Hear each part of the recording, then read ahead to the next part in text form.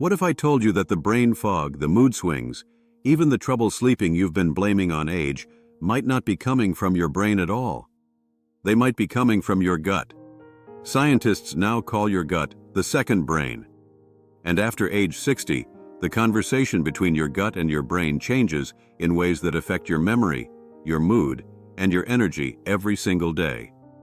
In the next 10 minutes, I'm going to show you exactly how this connection works, the warning signs your gut is sending distress signals, and 4 simple steps that research suggests can help repair this powerful link, starting today.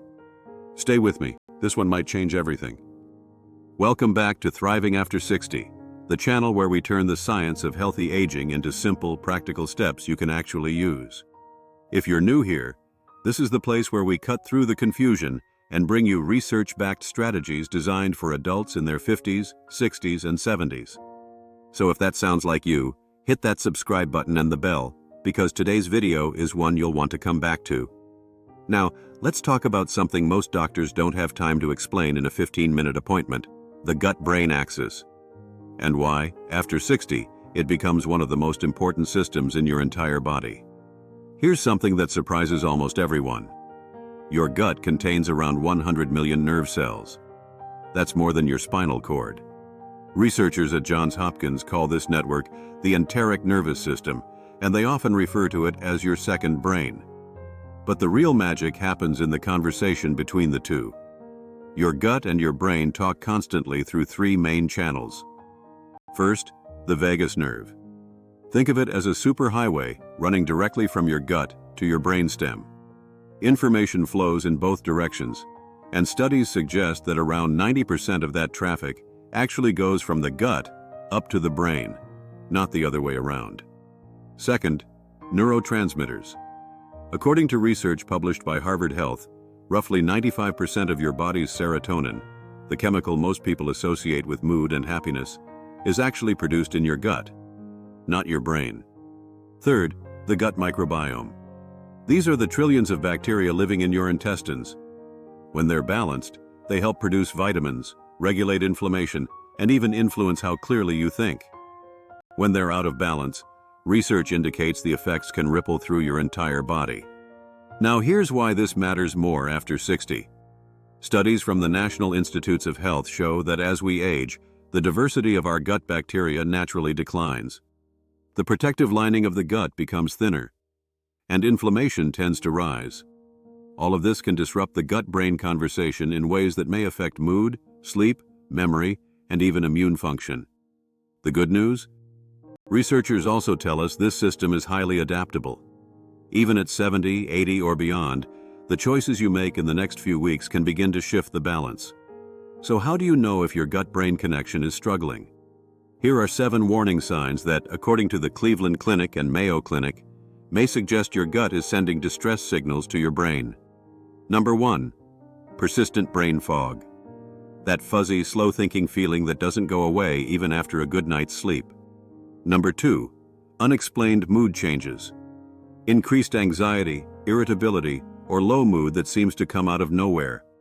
Number 3, digestive discomfort. Frequent bloating, gas, constipation, or loose stools, especially if these have become more common in recent years. Number 4, poor sleep quality. Waking up multiple times at night or feeling unrested even after 7 or 8 hours. Number 5, sugar and carb cravings that feel out of control. Research suggests this can be a signal that gut bacteria imbalance is influencing your appetite signals. Number 6, skin issues. Adult acne, rosacea, or eczema flare-ups. The skin and gut are more connected than most people realize. Number 7, frequent colds or infections. Roughly 70% of your immune system lives in your gut, so a struggling gut may mean a struggling immune response. Now, and this is important, if you're nodding along to several of these, please don't panic. And please don't self-diagnose. These are signals worth bringing up with your doctor, especially if they're new or getting worse.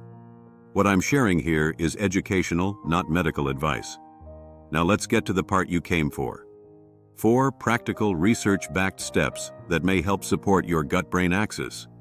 None of these are complicated. None of them require a prescription. And you can start most of them this week.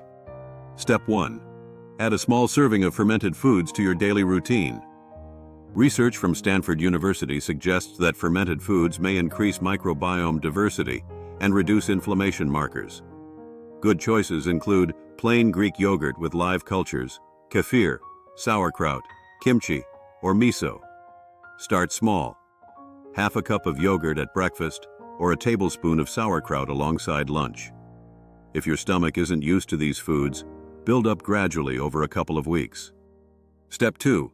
Feed the good bacteria with fiber. Specifically, what scientists call prebiotic fiber, the kind your gut bacteria love. According to Harvard Health, adults over 60 should aim for at least 25 to 30 grams of fiber per day. But most Americans get less than half of that. Easy ways to close the gap. Oats at breakfast, beans or lentils at lunch, a piece of fruit as a snack, and plenty of vegetables at dinner. Garlic, onions, leeks, asparagus, and bananas are particularly rich in prebiotic fiber. And drink water with that fiber. Fiber without enough water can actually make digestion worse, not better.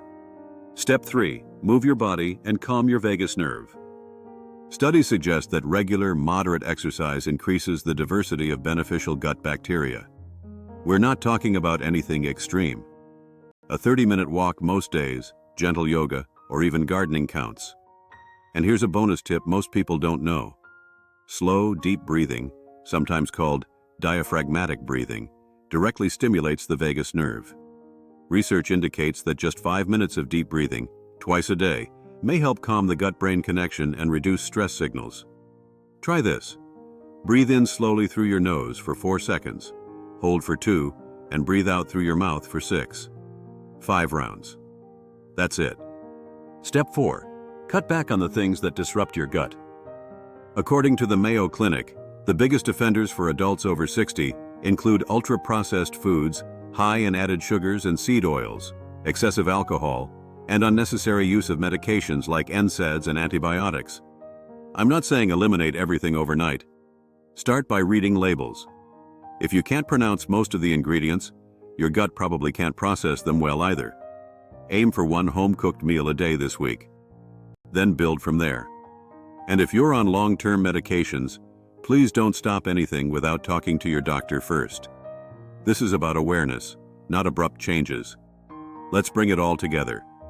Your gut and your brain are in constant conversation. After 60, supporting that conversation may be one of the most powerful things you can do for your memory, your mood, your sleep, and your immune system. The 4 steps again.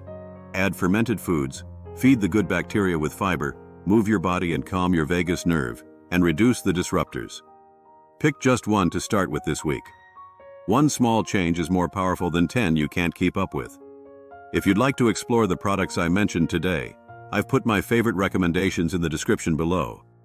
All of those are affiliate links, which means if you decide to purchase through them, the channel earns a small commission at no extra cost to you. It's a simple way to support what we do here, and I genuinely appreciate it. If this video helped you, please give it a thumbs up. That simple click helps us reach more people over 60 who need this information.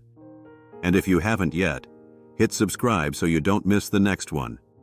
Next week, we're going deep into magnesium, the mineral most adults over 60 are quietly deficient in, and what it does for your sleep, your muscles, and your heart.